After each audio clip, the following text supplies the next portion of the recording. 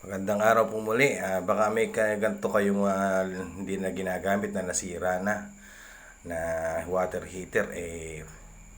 Sundan nyo po ito kung paano ko ito paganahin muli. Bali, ito ay matagal nang naka-stock din naisipan kong gawin. At bumili na ako ng mga piyesa niyan. Isang set ko na binili yan sa online. Bali, papalitan ko lahat yung mga contact point na yan, yung sa AC at saka yung mismong doon sa may heater, tsaka yung switch. Nabibili yan sa isang set na. Kaya sisiguraduhin ko muna kung pwede pang gamitin yung plug, kung maayos pa.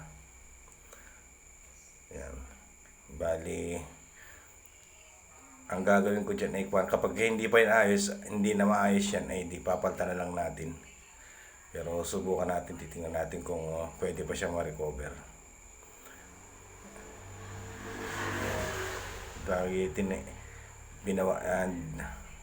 Tinalupan ko ng maitim na parte para medyo humaba dahil nating i-splice yung kable. Bali, bumili na rin ako nung yung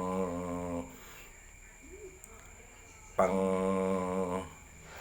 connector niyan, para hindi bawal kasing gamitan niya ng panghinang dahil nainit yung mga terminal niya at saka heater yan.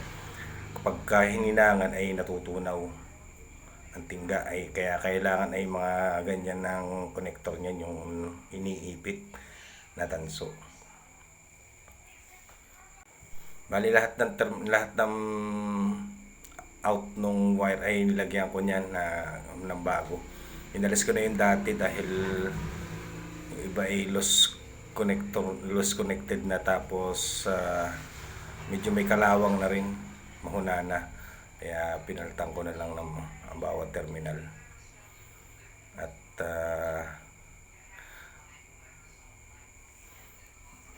para mas maganda yung connection, mayroon na rin niyang kasamang insulator na plastic na heat resistant, para pag may na-stock kayong mga ganyan, ay pag naisipan yung bumili na lang ng pyesa, mura lang naman, wala pang 100 pesos yung pyesa, ay di gagawin nyo na lang kaysa bumili pa kayo ng bagong ganyan, medyo may presyo din yan. At ganun din naman ang pag natapos ito ay parang bago na rin dahil bago yung mga terminal. Ang hindi na ang napalitan dyan ay yung mismong stainless pitcher at saka yung heater. Bali, yung plug ay pinalitan ko na rin ng bago dahil yung napansin ko nagpuputol-putol na, hindi na maganda yung wire. Siguro dati na nag-init ay na lumutong na. Bali, napalitan ko na yung mismong AC plug na connector. Kinakabit ko na lang uli. Nilagay ko ulit sa dating pwesto niya. At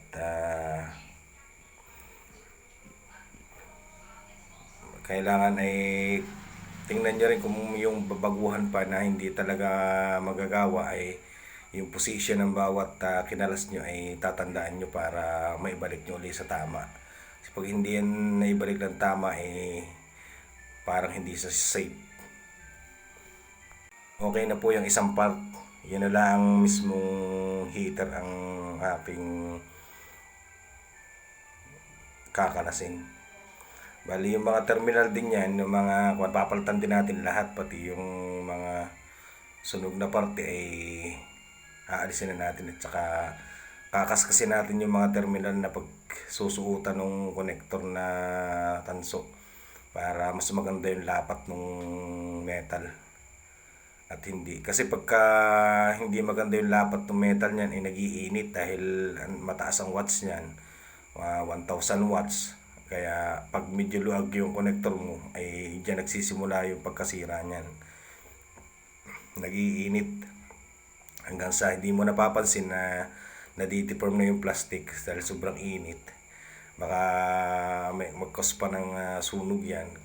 Kaya mayroon diyang bawat dyan sa loob ng heater, yung mga wire dyan ay mataas ang resistance ng wire, tapos may balot pa siya na mica na kung tawagin ng mga electronics yan ay yung spaghetti tube na ginagamit yan, yung high resistance na pangbalot sa mga nagiinit na parte ng mga ginagawa katulad ng mga plancha, rice cooker, yan.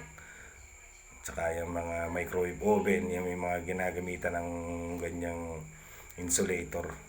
Ganyan din po yung heater. Yan. Tapos kakalasin na rin natin yung part ng switch at papalitan din natin yung switch dun sa may handle. At kasi na-stuck yan malamang yan corroded na. Basta tandaan niya lang palagi yung mga wire na mga kinakalas para pag napalitan mo ng bago yung mga dapat palitan maibalik ng tama rin yung mga pinagkinalas. Yan parang defective na yan. Titingnan ko rin yan, baka pag na malilinis ko ng WD-40 pwede pa rin gamitin. Ang kadalasan naman nasisira talaga dyan yung mismong contact dun sa mismong AC plug at saka dun sa heater, yung bilog. Yung switch minsan nasisira din, pero kaya para sigurado pinalitan ko na rin, hindi ko na ni-repair para isang set ang palit ko. Kung paano kinalas di ingatan nyo lang para hindi mayroon kasi dyan pagka biniglaan yung kalasin yan, may natatanggal na plastic na lock, kaya luag na pag ikinabit. Kaya tingnan nyo rin mabuti, at yan naman pagka tama ang kabit matibay na uli. Kung magugustuhan nyo po yung mga video ko pwede kayong mag-iwan ng like at para may kalat pa natin sa iba pang mga pwede pang matuto ng ganyang kaalaman i-share nyo na rin para mas marami pa makapanood. Doon naman sa mga technician talaga di alam na nila yan kung paano ginagawa. Dahil ang ginamit ko lang ay tweezer dahil hindi kasi yung plies, pero maigting naman yung pagkakalagay ko. Yan, ibinabalik ko na uli yung mga pinaltang kong terminal. Kailangan maganda ang fit niyan, hindi nakalug, hindi na uga. Kaya bago ko i-connect yung connector niyan pinipress ko muna ng plies para medyo gumanit, para hindi na siya maglulos agad. Siguro maglulos man yan di matagal bago maglulos. Pwede nyo pa mapanood yung iba kong mga video sa channel. Buksan nyo lang yung channel ko at mamili kayo dyan ng mga iba pang tutorial.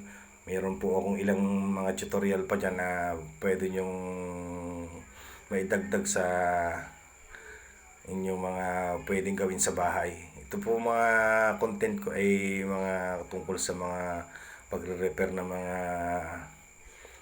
gamit sa bahay. At saka mayroon ding furniture, mayroon ding electronics, at mayroon ding welding. Mayroon din akong tutorial sa mga semiconductor. Baka gusto nyong magkaroon ng konting kaalaman sa pagbasa ng mga resistor, capacitor, mayroon din po dyan. Bali, susukatin na natin kung maganda yung contact ng ating pagkakagawa, at saka titingnan din natin kung mayroon siyang resistance sa body, yung AC area, yung AC wire kailangan wala siyang resistance sa body, kasi pag nagkaroon niyan resistance posible makakuryente. Yan naman may automatic off pag yung na-reach na niya yung bulak ng tubig, namamatay ng kanya yan, may automatic yan. Chinek ko na sa body mo kung wala namang resistance. Nilagay ko na dun sa 2 mega ohms yung setting, pero wala talaga ako ma-reading. Ibig sabihin safe siya, hindi siya makakakuryente.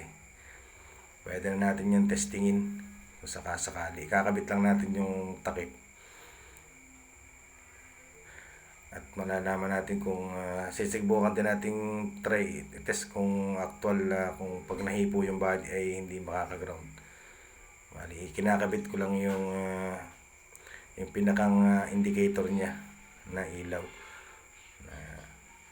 Kailangan kasi maingat din dyan kasi pag naputol yung mga terminal o nabali yung mga terminal dyan, hindi na ibabalik yan. Papalitan na yan ng bago kung nasira yun. Kaya ingat-ingat din ang paghugot at pagsalpak ng mga konektor. Paalala lang po, yan po talaga hindi pwedeng gamitan ng soldering iron at saka lead. Yung mga ganyang nag-iinit, katulad ng mga plancha, rice cooker, hindi po pwede yung gamitan ng lead. Yan yung mga pinaltang ko. 3 parts yung mismong AC, tapos yung contact dun sa AC papunta sa heater at saka yung switch. Yan. Lilinisin ko pa rin yung AC, yung heater part, baka okay pa yun. Mukhang okay pa yun, nakita ko kanina. Baka pwede pa magamit sa ibang ganyan din. Baka may magpapagawa. Check natin yung connection ng AC plug dun sa contact niya. Kung good naman. May contact naman siya. At saka wala naman siyang shorted. Hindi siya shorted. Hindi masyadong makita yung reading dahil against the light. Pero good naman yung connection niya. Hindi siya shorted, hindi siya leak. Yan, pwede natin testingin. Subukan nating testingin yan sa tubig. Pero bago natin testingin is nilinis ko muna para maganda-ganda naman ang kwan niya. Tsaka lilinisin ko rin yung loob niya dahil naka-stuck yan na matagal, medyo maagabok na yung loob. Sasabunin muna natin, pero hindi natin babasain yung wet na parte dahil naandun yung kuryente. Pupunasan lang natin ng basang-basahan at tutuyuin. Yan, pwede natin testingin nga kung gumana na itong ating ginawang heater. Sana gumana. Sinubukan muna natin sa maliit kaunting tubig. Titignan natin kung malakas mag-init. Ibig sabihin, pagka malakas mag-init yan, ibig sabihin yung contact nyan ay magaganda ang pagkakakabit. Sinaksakan natin. Kung natin buksan ang switch, yun, umilaw. Ibig sabihin, gumagana siya. Tingnan natin kung kukulo siya, kung iinit siya. Hinipo ko na yung body pero wala naman talagang kuryente. Ayan, umiinit na siya. Parang malakas siya talaga mag-init. Sabagay, 1 baso lang naman yung aking inilagay pang testing. Para lang ma-prove na gumagana. Tapos, habang tinetesting ko yan, inaamoy ko rin yung parting ilalim kung may mga part na nasusunog, inaamoy ko naman yan. Sa kasong ito mukhang wala naman. Mukhang okay yung connection ko. Ayan nakakulo na kaagad, saglit lang. Ibig sabihin yung pagkakakabit natin ay maganda. Salamat po na marami sa panonood.